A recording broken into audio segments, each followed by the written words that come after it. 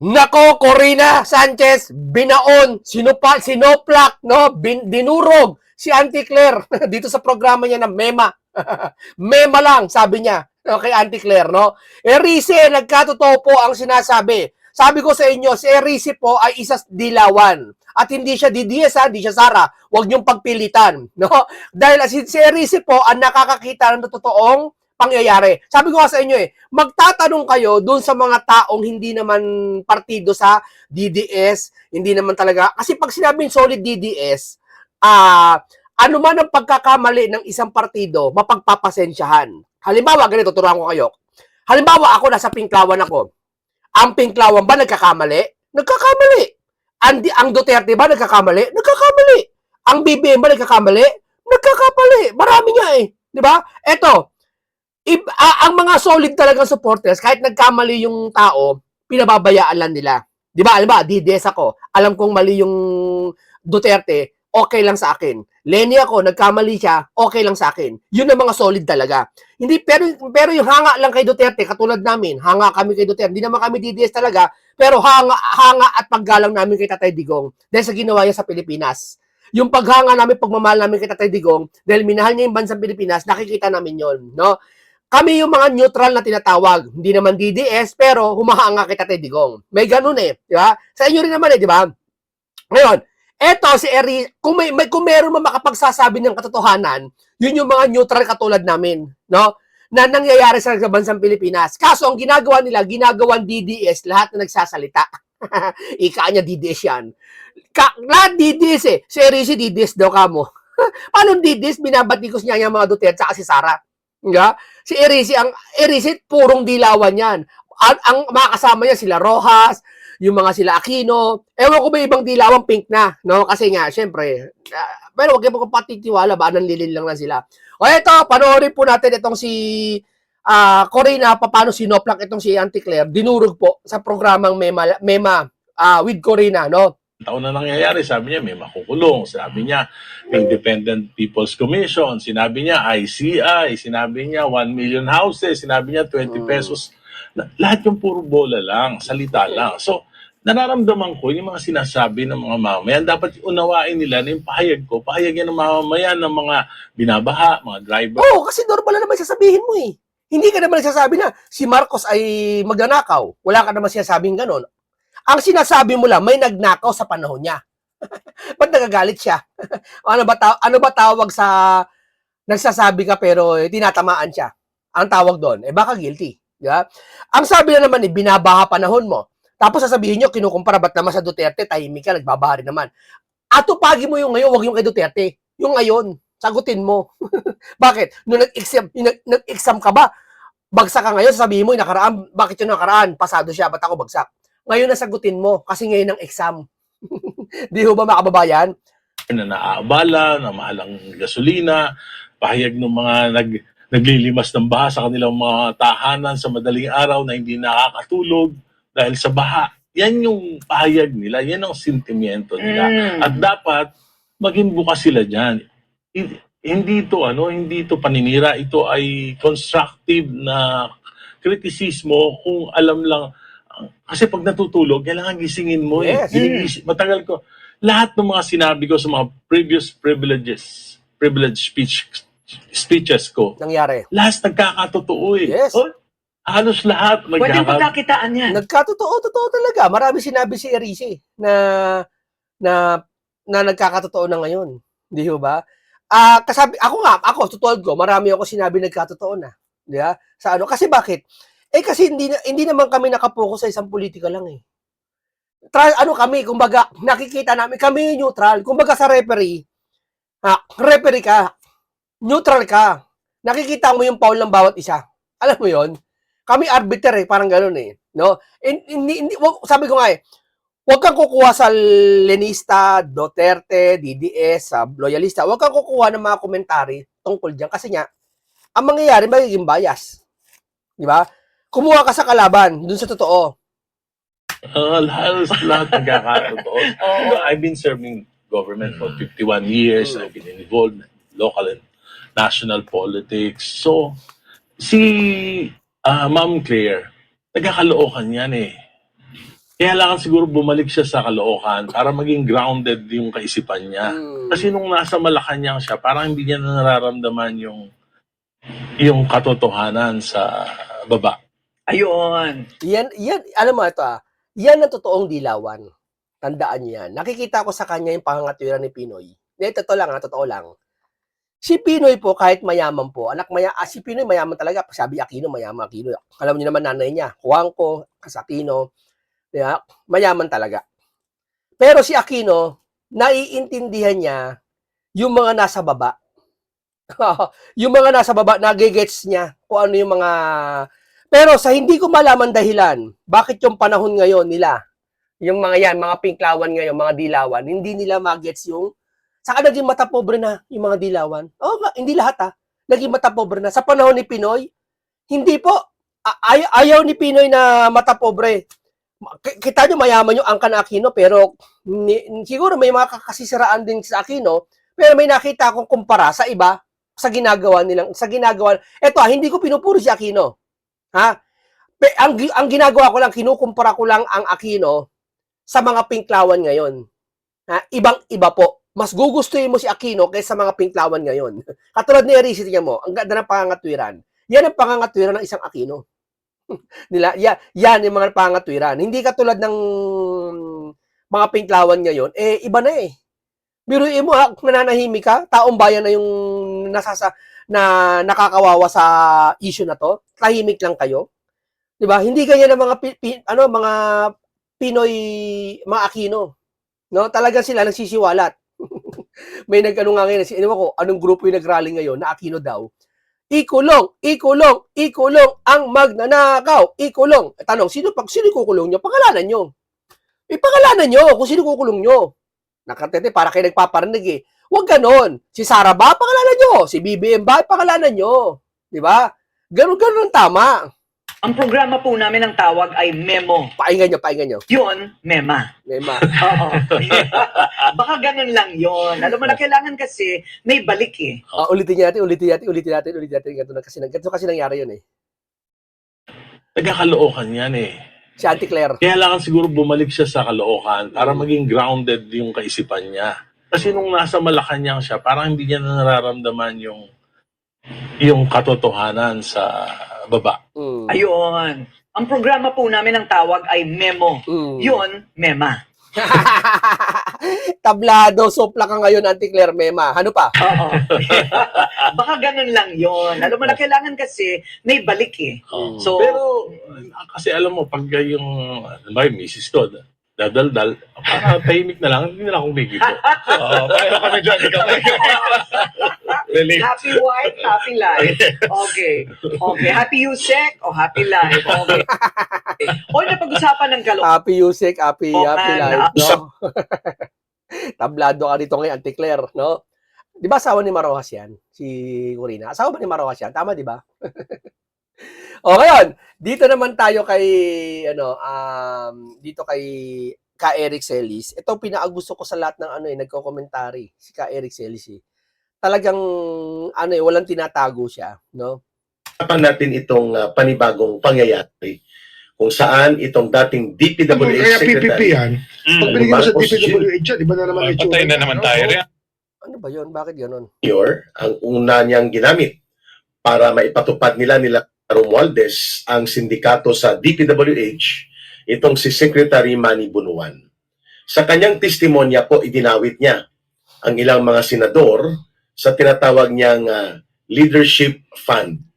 Itong leadership fund po na tinatawag ni Secretary Bunuan, walang pinagkaiba sa esensya at layunin doon sa pork barrel. Mga pork barrel ito ng mga senador.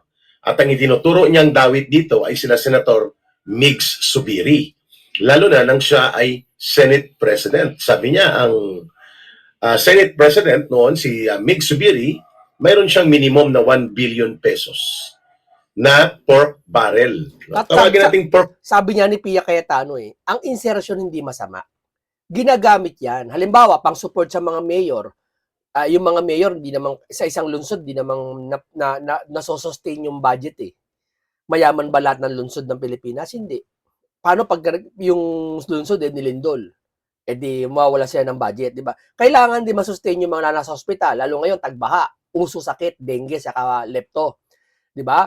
Maraming ginagastos ang kada syudad, no? Saan kukuha ng pondo? May mga tinatawag na insertion diyan kumukuha, ibabawas doon. Ganoon nangyayari, hindi masama. Kaya pag sabi insertion, hindi masama. Kaso itong mga to pinalalabas, pinalilitaw, masama yung insertion. Kala Bongo, Robin, kay Subiri. Alam nyo na kung ba't kayo pinapasama. Alam nyo na, kasi nga, para mawala kayo pagiging senador. Makulong pala kayo. Yung boto, ma-impeach si Sara. Barrel. Pork barrel naman talaga yan eh. Yung tinatawag nilang leadership fund. At ang mga senador na mga paborito ni Mick Subiri, nakakakuha din po ng mahigit kumulang 500 million na mga favored allocations o pork barrel. Kapag pork barrel po, masama ang naging kasaysayan ng ating bansa dyan sapagkat ginagamit ito para sa pagnanakaw kagaya po ng Napolis scandal. Yun po ay mga pork barrel na mga kongresista at mga senador na ginamit si Napoles at ginamit din ni Napoles para pagkakitaan itong tinatawag na pork barrel. At dahil dyan, dahil ang pork barrel lumalabas na parang discretionary fund. Yung ikaw ang may hawak, doon sa allocation, ikaw din ang magtatakda kung paano at saan gagamitin. Na kadalasan nagagamit sa diskarte. Ang mga kontraktor kinukuhanan po ng advance payment. Habang hindi pa nare-release ang pondo, sasabihin mo na, ikaw na maghanap ng proyekto ko, mayroon ako ditong 500 million. Napakadali po talaga niyan. Sinasabi ni Alex Ellis. Ito, bigyan ko kay sample Kaibigan mo, hindi mo kaibigan, kamag-anak mo na lang. Yung steel company na lang, steel company. Hindi magtatayo ka ng proyekto sa gobyerno, sa LGU, magtatayo ka ng proyekto, no? Kailangan mo siyempre ng semento, mga bakal. Yung hardware, steel company hardware, kamag-anak mo yung may-ari. Palagay mo, pinsan mo. Okay? Palagay mo, kadalasan asawa mo, yung may-ari ng company. Hindi mo pinangalanan sa pero sa asawa mo. Siyempre, pera nyo rin yun eh. Doon mo ibabudgetan ngayon yung steel. Yung presyo ng steel, halimbawa, presyo ng isang bakal is 150. Gagawin 1.5 yun. Ay di tubo sila magkano? 1,000 mahigit. 1,350 ang tubo. Tama? 1,000 baka lang kailangan. O ilan na? Milyon na. Semento, 1,000 semento. Dami na. Milyon-milyon na ang kita. Yun, dapat iwasan yun eh. Ewan ko kung may gumagawa. Malamang meron sa gumagawa. No? Ako tingin ko dapat yun, iwasan yung, dapat yun, wag maging, kaya nga dapat pag pag magpoproyekto ng gobyerno, bantayan. Dapat may talagang may pagkukuha na hindi yung ginigis sa sariling mantika yung pera natin. Nagets nyo ba? Bigyan mo lang ako ng 15%, di okay na ako, bahala ka na magpatupad nito. I-advance mo lang sa akin, sigurado na yan, may pundo na. Yan pong style ng pork barrel.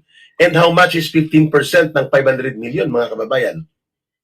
That's around 75 million kaagad ang makukuha mo kapag ikaw ay humingi ng 15%. Pero usually, according dito sa ating mga source, sa panahon ni Marcos Jr., mababa po yung 25%. Ang iba, 30%. O bala ka na, gawin mong ghost. Bigyan mo ako ng 150 million. O, ipatupad mo para may reality, pero gawin mo ng... Totoo yan. Ito, bigyan ko kay sample May isa akong kilalang lugar. Panahon ng 2012, tagal na. 2012, tagal na noon, wala pa si Digong. May isang congressman sa isang lugar. Tapos yung tao na engineer, civil engineer yun eh. Hindi ko siya kakilala pero kilala ko siya pero hindi ako kilala. Nakikilala ko lang siya sa pagkatao niya. Civil engineer siya. Ang presyo ng gagawin niyang kalsada doon sa lugar, kasi yung lugar na yun, binabaha naman talaga yon. Ngayon, hindi na binabaha kasi ginawa ng paraan. Ng kanal sa ilalim. Ang presyo ng kalsada, isang buong kalsada na yon, umaabot ng 600 million. 600 million. Pero, kung ia-appraise mo lang sa natural na mga veterano mga construction, na-appraise lang yun ng mga 300 million. So, doble. Tama? Yung 300 million na budget lang, 600 million naging budget. Tama? So may overprice. Hindi natin alam kung saan overprice yun. Kung sa pagpapagawa ba sa kontraktor, overprice, o doon sa mga presyo ng mga semento. Hindi ko alam kung overpriced, kung saan overpriced doon, no? Kasi yun lang yun eh. Ngayon ganito nangyari. Ha? Yung civil engineer, titignan kung talagang totoo ang budget, may pirma ng civil engineer. Walang magagawa. Pag tinignan, 600 million talaga. Wala lang imik lahat. Kasi pinirmahan eh. Yung pala civil engineer, kasabwat, patay na siya ngayon. No? Kasabwat pala yung civil engineer. Malaki pala puntos niya. Doon sa 600 million, kanya pala doon 50 million.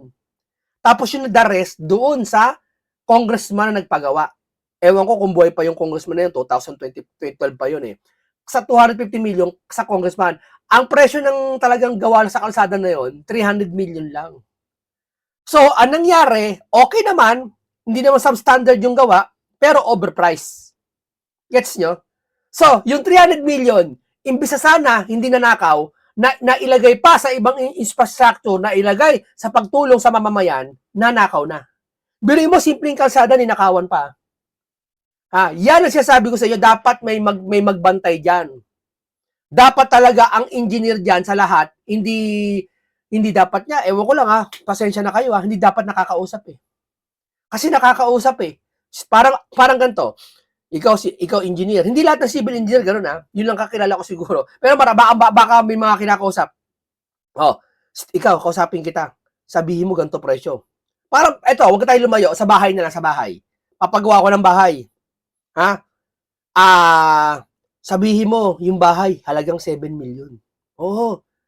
Magkano lang ba talaga bahay? 4 million lang yan. Oo, pag overall na, lahat kasama na materials, kasama na gawa, pero sabihin mo sa may-ari 7 million. Bakit? Para kumita tayo ng 3 million. Siyempre mayaman, baliwala na yun eh. Pera pa ng bayan, baliwala yun. Kung maglustay sa mga pera ng bayan mga to, walang pakialam kasi hindi naman nila pera eh. Di ba? Yan dapat babantayan. Ewan ko ba't wala pa nagbabantay sa nagaganyan dyan. Di ba? Dito to lang. Siupaw ang style ng pagpapatupad. Ampaw ba? Kunwari may proyekto, pero ang laman nito at ang kanyang... Yan, isa pa yan, ampaw na proyekto. Kunwari, milyon, ang budget, 1 billion. Ang dapat simento dyan, 1,000 simento. Ang gagawin, wag 1,000 simento, gawin mo lang, 100 simento lang. Hilaw yun. Maapa ka lang, durog yun. Hindi na mahalata yan. Nipisan mo lang para yung budget natin mapunta sa atin. Alam ba, 1 billion ng project. Ang papagawa lang nila sa mahabang project ng Ghost, ng project ng Flood, halaga 100 million lang. Yung 900 million, kanila na yun. Paghahati-hatian na sa lahat ng mga gumawa. Tama? 100 million lang. Ngayon, ganito combo niyan. Kukombo yan mga yan. Manipisan mo lang. Boss, paano pag nasira to? Hindi na halata yan pag nasira. Kasi bagyo naman eh. Iisipin ng taong bayan, nasira yan dahil sa flood. Hindi dahil sa ghost project natin. Hindi dahil sa ampaw yung gawa natin. Hindi dahil sa substandard yung gawa natin. Hindi na mapapansin yan. Yun ang iniisip nila. Ngayon, gising na yung tao, mulat na, ganun pala ang technique. Kaya alam natin kung may substandard or ghost project. Yun ang nakikita natin sa panahon natin ngayon, 2024, 2025. Tapos sabihin nyo, wala tahimik lahat ng congressman, tahimik lahat ng senador. Nakukulong nag-iimbestiga. Status ay substandard. So, between 100 million for every 500 million, malinis po ang pwedeng kuhanin na pork barrel o mula sa pork barrel. O minsan, ang malala pa, o bigyan kita ng 100 million, gawan mo ako ng program na kunwari may programa na ipinatupad. Yan. 50 million sa DPWH secretary at mayroon ding 50 million doon sa district engineer. Palalabasin nyo na na-accomplish na ito, ako nang bala doon sa mga papeles. So malinis ako sa 300 million. Yes. Walang proyekto. Yan ang tinatawag po na mga pork barrel style sa panahon ni Bong Marcos Dapat Jr. tanggalin na yan eh. Di ba pwede agapan nyo yan? Ba't ganyan? Di ba? Dapat, napakadali niya, bantayan nyo maigi. Hindi nyo matututukan talaga, hindi na kaya alis sa pwesto. Hindi naman eh. Magkakaroon kayo ng mga tao, ng mga na independent body ba yan, na isang grupo na magbabantay talaga dyan. Na ang sahod nila malaki. Palagay natin, ang isang sahod nila ay nasa 1 milyon. Para hindi 1 buwan niya, 1 milyon. Para hindi na magnakaw. Kasi pagbabantayan mo dyan, ang sahod lang, minimum. Ang sahod niya lang, 30,000, 40,000. Ay, maaakit niya magnakaw. Hindi dapat magkaroon ng independent body na mag-iimbestiga talaga. Hindi siya government, pero titignan lahat. Dapat magkakaroon kayo ng ganyan eh. Senior.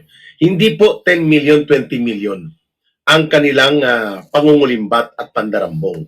So itong ibinunyag ni dating DPWH Secretary Bunuan, pagpapakita po ito kung gaano kalala at kabulok. Ang pagkonfirma niya na mayroon talaga palang mga insertions, mga patago at pailalim at palihim na mga paglagay ng pondo. Pero sabi ni Senator Robin Padilla, at hindi pa natin naririnig ang pagpapaliwanag ni Senator Bongo, sabi niya na identify namin ang mga projects namin pero nakalagay doon for later release. Pag sinabing for later release, yan po ay wala pang pondo. So hindi niya na nalaman o hindi niya nasundan kung ito ba ay pinunduhan pa.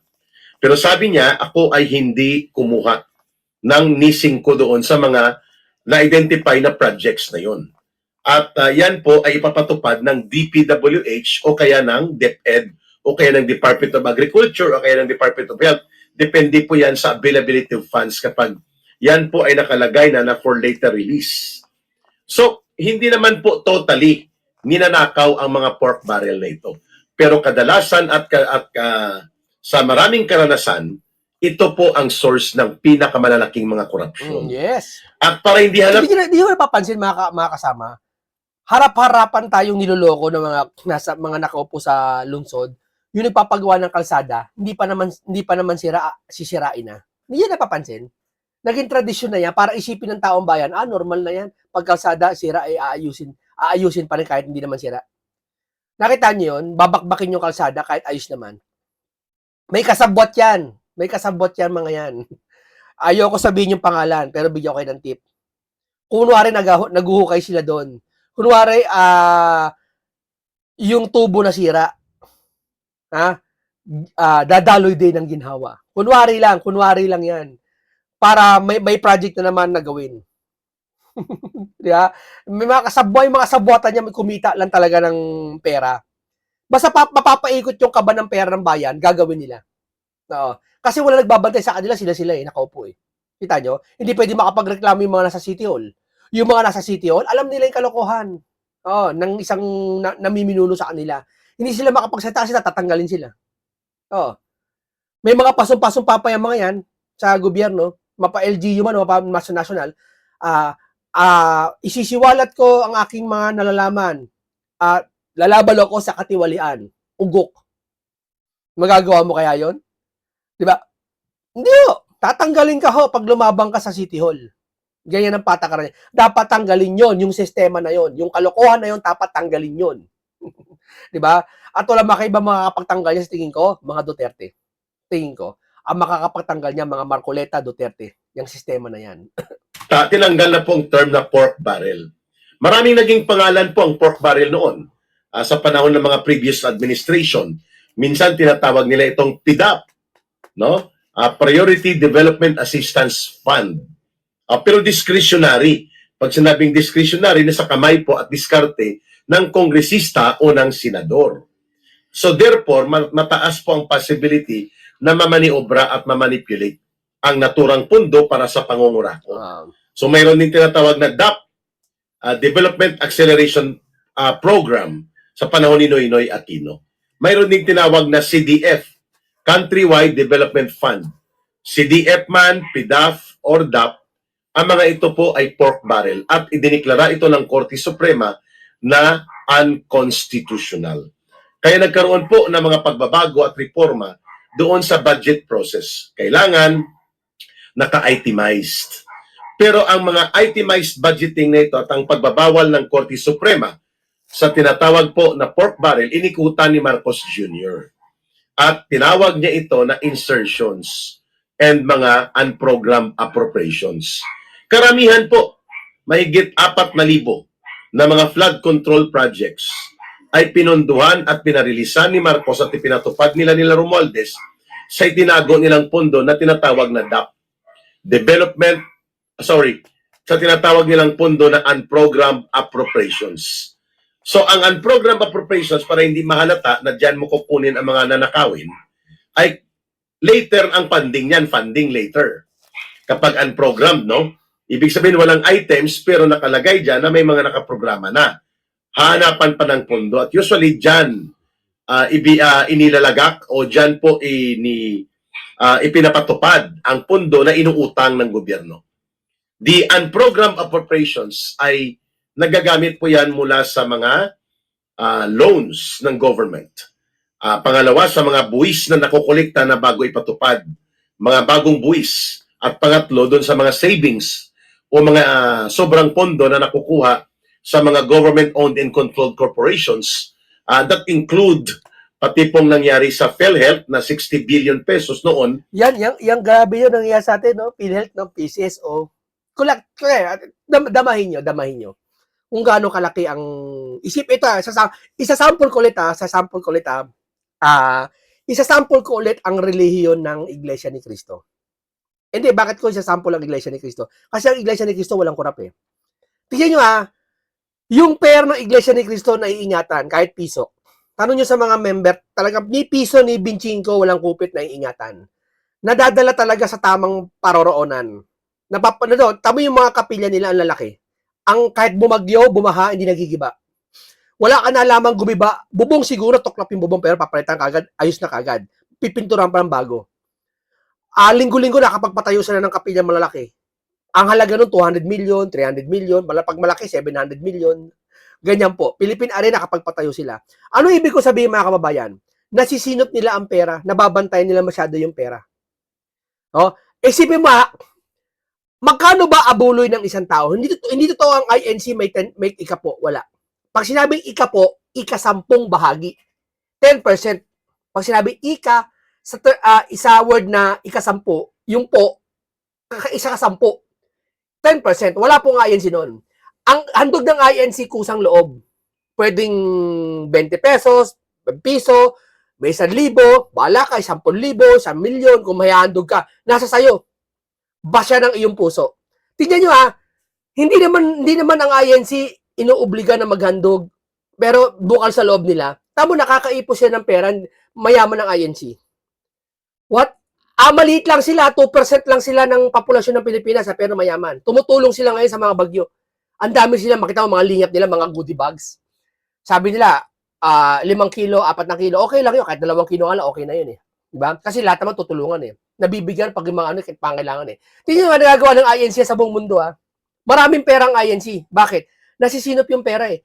Tamo, konti lang sila, 2% Tayo pa kaya buong Pilipinas nagbabayad ng tax, nagbabayad ng PhilHealth, ng PCSO, lahat ng tax na pati bumiling candy, ultimo pa bumili ka ng candy, may tax yun. Pati yung kuryente, lahat, may tax lahat. Tapos kinakapos tayo, nangungutang tayo ng pera. May sabihin, may salot na nakaupo pa rin. Nindihan nyo? May kumukuha ng pera. Di ba? Nakakaipon niya ang INC, tayo yung gobyerno pa kaya, mga kaibigan. Napansin nyo? Hindi napansin yan? Tamo sa PCSO, ilan tumatayan ng loto? Ba, kung populasyon natin 120 million, ang tumatayan ng loto mga nasa 40 million, 30 million. I-times mo sa 20 pesos ilan?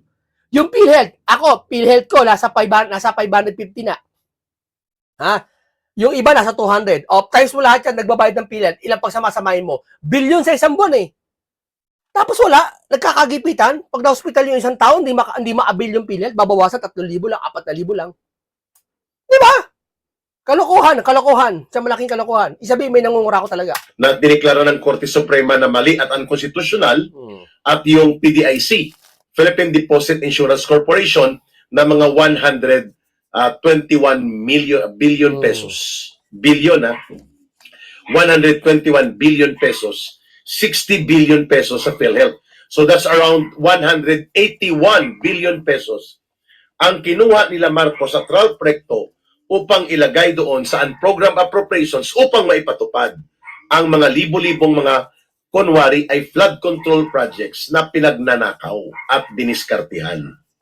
Yan mga kababayan, ang pag-ikot ni Marcos kung paano niya ginawa nila Martin Romualdez na wala kunwari ang title na pork barrel, wala ang mga tinatawag na PDAF, DAP o CDF, pero nandun po sa unprogrammed appropriations ang diskartihan. At malinaw, ang purpose po ni Marcos dyan ay itago sa taong bayan ang mga pundo na kanilang titirahin. Parang inassassinate ang pundo ng gobyerno. At sino po ang pwedeng makakapagpapalabas at makapagpa-approve sa mga pundo na ito sa unprogrammed appropriations? The final say will come from the President. At ang gumagawa po ng final recommendation for the unprogrammed appropriations ang Department of Budget and Management Secretary. Kaya tama po yung binabanggit ni Adrian Bersamin na yung undersecretary ni Marcos dati sa Malacanang na naging bagman niya kasama sa isa pang undersecretary noon na si Jojo Cadiz. It was Amina Pangandaman at tinukoy din ito ni Saldico na si Amina Pangandaman po ang kumakamada. Bilang Wala silang pakialam dyan. Hindi nila pwede patawag yan. Pag pinatawag kasi nila si Amina, lahat kakanta na eh. Tandaan nyo, pag may kumantang isa, kakanta lahat. Kaya hindi pwede patawag ang isa't isa. Yan ang naratibo nila. Budget Secretary ni Marcos kung papaano ilusot ang mga naka-unprogrammed appropriations upang aprobahan ni Marcos. And Marcos Jr. was able to implement more than 4,100 flood control projects amounting to almost 1 billion pesos. Amounting to almost 1 trillion pesos, mga kababayan. 1 trillion pesos. Mahigit ang cost ng unprogrammed appropriations na ipinatupad ni Marcos over the last 3 budget cycle. At ang nagre-recommend niyan for implementation and funding si Amina Pangandaman. Na ngayon, matapos pinagpahinga ni Marcos ng mga 3 buwan, ay binalik niya naman sa isang national bank ng gobyerno, National Bank para sa Bangsamoro people na ito daw ay bangko para sa ating mga kapabayan at mga kapatid na mga Muslim at parang counterpart ng Philippine National Bank Langing, no? At ito ay doon naman inilagay si Amina Pangandaman. Wow. At hindi ito napapanagot. Pinangalanan din po ito ni Ping Lacson, si Pangandaman, si Bersamin, at iba pang mga nasasangkot noon na sabi niya parang pinaikutan lang si Marcos Jr. Kung kaya nangyari ang iskandalo ng pinakamalaking pandarambong at pangungurakot sa flood control. Hindi ito bumenta sapagkat the last say and the authority to implement and cause an effect of release of funds will not come unless it will be approved and signed by the President. Unless sinabihan niya si Lucas Bersamin, ang kanyang executive secretary, by the power and authority of the President, signed executive secretary. Ayun. No? So, pwedeng nangyari yon.